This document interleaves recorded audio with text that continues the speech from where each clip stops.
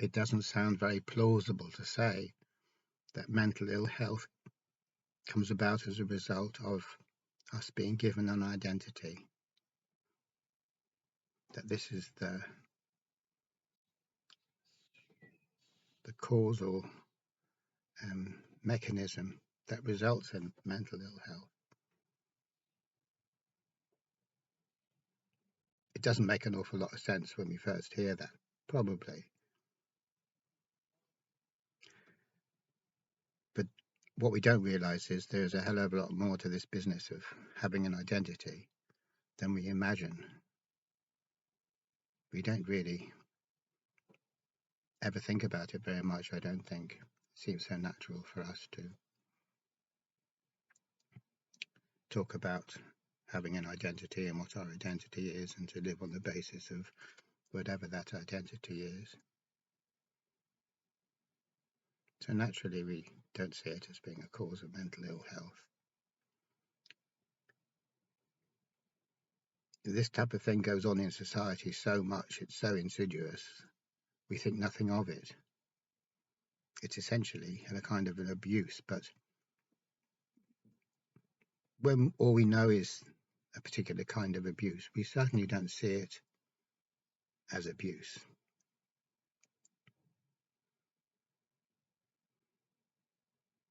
We're more than likely to see it as the proper way for things to be, just the way things are.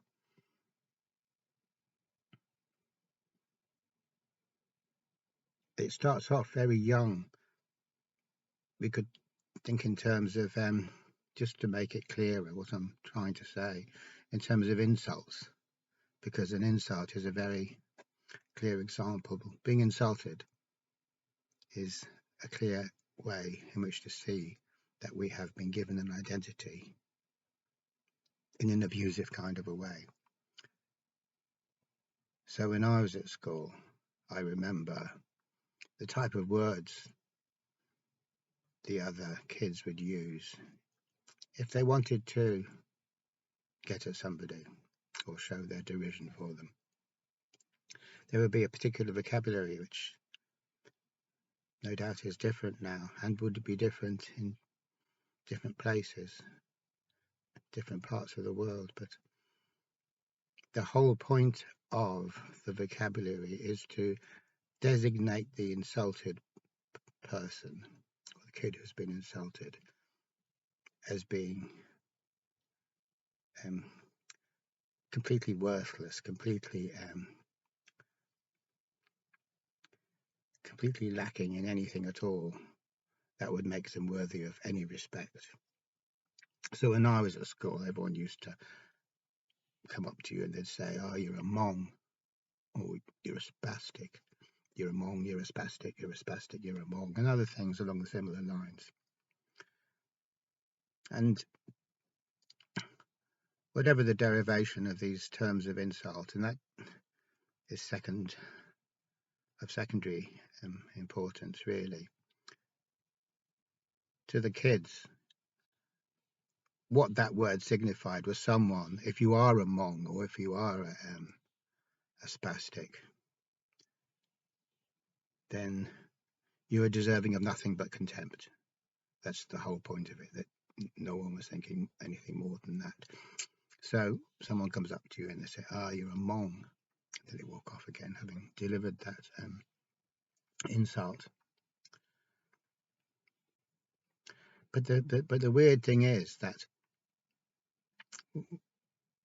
within a situation like that, if someone comes up and we're all on a level playing field and we're kind of to a certain extent taking each other seriously, we're all communicating on the same waveband.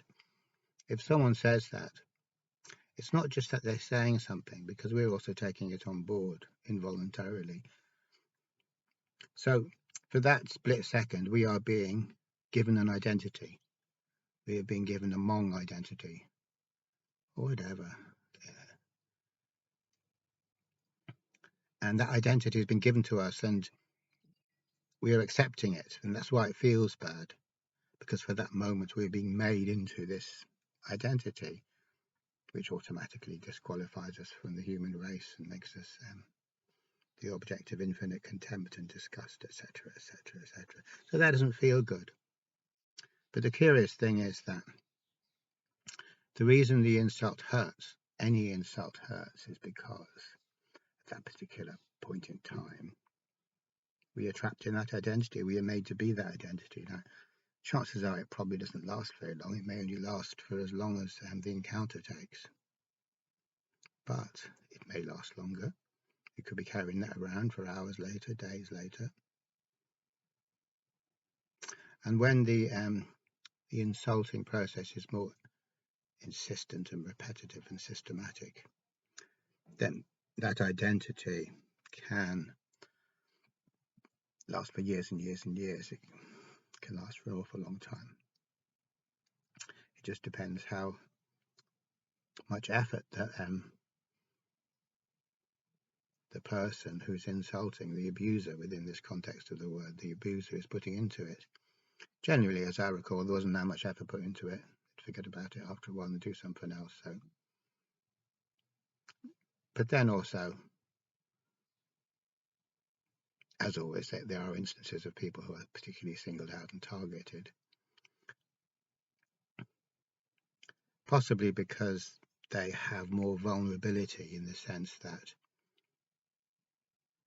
when you say something to them like that, it sticks because they already have a propensity that has been programmed into them by events that we don't know about, but they're quicker to take it on. It hurts them more. So, of course, we notice that there's one person and it really seems to stick. They really do seem to. It's not water off a duck's back anyway, which it would be for someone that didn't accept the identity at all and didn't even think that there was a possibility that they could or should accept it. So that's water off a duck's back, and who's going to waste the time with somebody like that? But if we do find someone who takes it on and it really hurts them, then we pick up on this immediately and we single them out. We keep at them and at them and at them, because here's our chance. We can do that. We can actually give them this identity and drive it home, make it stick, make it be who they are. This is a form of control, obviously enough, within the terms of relationships. We can see that there is this thing called control, and legally it has now been recognized that there is this thing called coercive control, controlling what someone does, what they wear, where they go, who they meet. But even beyond all of this, there's a kind of final flourish of control. The greatest control that anyone can ever have over you is to control how you see yourself, what you think of yourself, who you actually are. So if I am the abuser and I control how you see yourself, which I want to do, because control is what it's all about,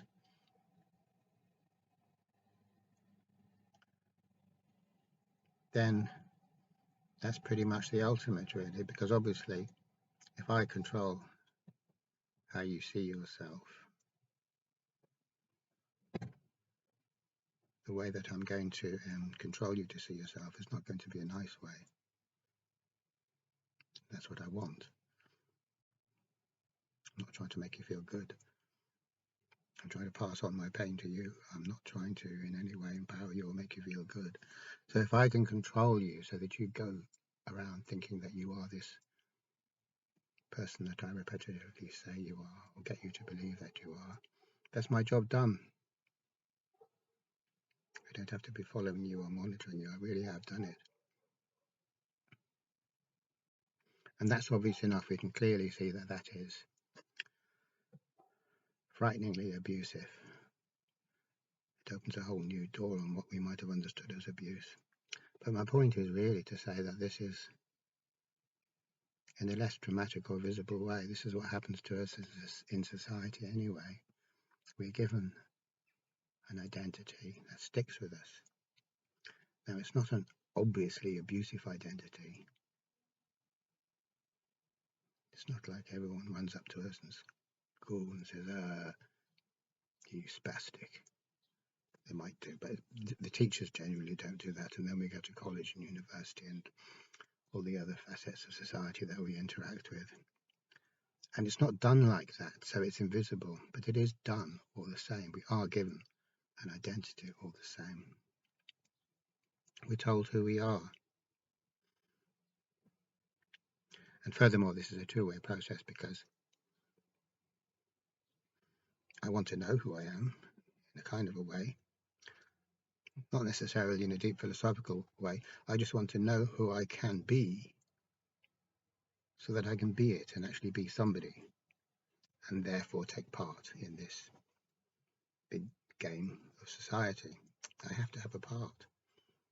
I have to figure on the chessboard. I have to have a role that is recognized within the context of that societal game.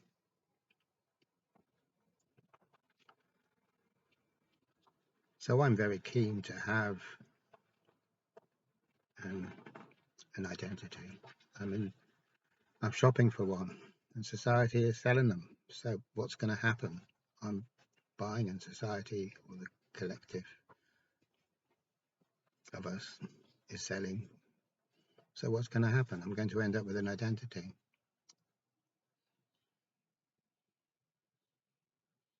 So really it is all about identities. And whilst it could be said that some identities are preferable to others, i.e. that we can have a kind of a glamorous or impressive type of identity, be like, I don't know, like a celebrity or something like that. Or we could have a kind of lowly identity and everyone scorns us. Still an identity, but it's a very lowly identity. So we might think, okay, well, that's how it goes. So just try and make sure you get one of the more exalted identities. The kind of identity that when people suss onto you, they go, wow. They want to know more about you, or they want to be, crowd in on you. They want to have a bit of the action. You've become a magnet. You're cool. You've got a cool identity.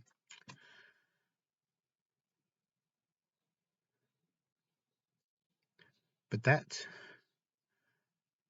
might seem to be the smart course of action. Make sure you don't get labelled in a negative way or derogatory way. That's what we all do at school. Try to avoid doing the kind of things that would put us in line for being called a monk or spastic or whatever.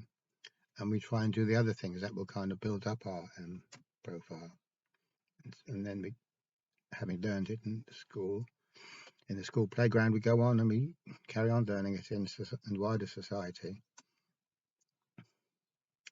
But the point about this is that all identities are equally trapping, equally imprisoning. It doesn't matter what the identity is. That's kind of an irrelevance, what the label on the identity is. The fact of the identity is that it's an absolute limitation, that it's a dead end, that it's a trap. So we could say that some of these dead ends, some of these absolute limitations, some of these traps have nice labels on them, but it doesn't really matter at all, because when you're trapped, and that's all there is to it.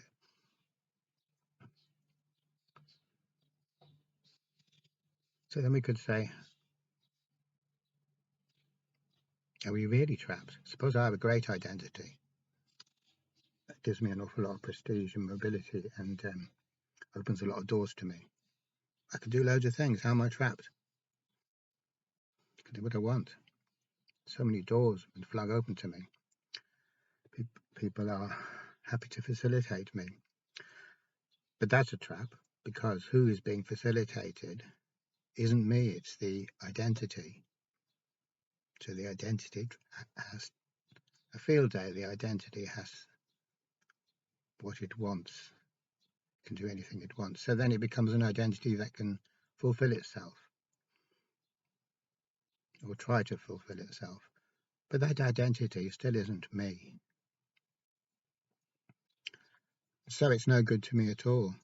In fact, the more of a good time my identity has, the more of a success I see my life as being, the more likely I am to go along with that and not realize that what's actually happening here is that I'm celebrating an idea of myself, an abstract concept of myself, and celebrating it endlessly, while sadly neglecting the reality of the situation, which is not a concept, which is not an idea, which is not defined. Only ideas are defined, only concepts are defined. Real stuff is not defined, it doesn't come with a label. We can't wrap it up in words. But that doesn't mean that it's less important. We've actually got it all backwards, because the stuff that we can exhaustively describe and convey in words, the stuff that we can represent, is the empty stuff, the stuff that doesn't really have any reality. It's the super trivial stuff. So only the super trivial stuff, which is so trivial that it isn't really real. Because if you get trivial enough, you end up in this realm where nothing is real. There's trivial reality, so one bit of trivial reality can relate to another trivial bit of reality, and you can put a world together out of that, but none of it's real. But because we can have an identity in the trivial world, in the superficial world, it seems like a better place to hang out. So that's where we do hang out. And the other aspect of our lives, which is deeper than that, and which contains stuff which we can't describe. We haven't got the words for it, and no one else would know what we're talking about, and even we don't really know what we're talking about. But it's rich, and it possesses the benefit of being actually real, despite the fact that we can't quantify it. So what it means to be a human being really means to exist in this non-quantifiable realm, this realm which is incapable of being described, talked about, wrapped up in formulae. That's what it means to be a human being, because then we're actually living life as we are, rather than living life as some arbitrary mental construct, which is an empty game. It's very, very trivial. Everything just is what we've said it is, and there's no more to it than just that. So it's very, very flat, very, very literal, and there's nothing in it, because literal truths never lead on, no matter how long we pursue them, how diligently we pursue literal truths and jump from one to another. We're never going to end up in anything real, because reality is the invisible realm, which is can never be asserted in a concrete or literal fashion. So our total allegiance is to that which can be talked about, that which can be named, the realm of name and form, as they say in Indian metaphysics. Our total allegiance is to that realm, which is an unreal realm. And it's a realm that is created out of thoughts. And thoughts are two-dimensional labels. They were never meant to be a substitute for reality. They were never meant to be real. They can help in the course of life to have ideas here and there, but it certainly doesn't help if we actually construct a world in which everything is completely knowable, in which I myself am a known thing, that I am a knowable person. Actually, thought is a state of alienation from reality, but because from the standpoint of thought, or from the standpoint of the construct, there's no way back to reality. Reality has become something that we just can't get. We just don't get it. In our own fashion, we know that it's there and we know that it's important, but we're out of sync with it. All we can ever do is compensate for the fact that we've been disconnected from reality in more and more desperate or extravagant ways. But we've been dislocated from reality, dislocated from who we are. And we're always at odds. We're at odds with the basic current of life. We're at odds with the basic harmony that is life. We're always disharmonious with relation to the greater harmony. Like a bunch of people playing music, and you want to join in. You get your instruments, and every now and again you join in some kind of harmonious way. But it's when we are identified with the abstraction that is thought, the abstraction of the concept of ourselves. Every single note we play, every single note we make is discordant, entirely out of accord with everything. It's like, oh my God, did I just do that? Did I just say that? Now, the fact is that we learn to cover this up very much because we create a society of likewise alienated egos, and we establish rules about what is cool and what is not cool, what is acceptable and what isn't acceptable. So we create our own society in that way, and we hope to do well and get adulation rather than contempt, or at the very least approval and acceptance. But no matter how much approval and acceptance we get in the society that is created by thought, we're still fundamentally alienated, both from who we are and from reality. And there's no way that anyone can say that this state of fundamental alienation is in any way mentally healthy. Okay, thanks for watching.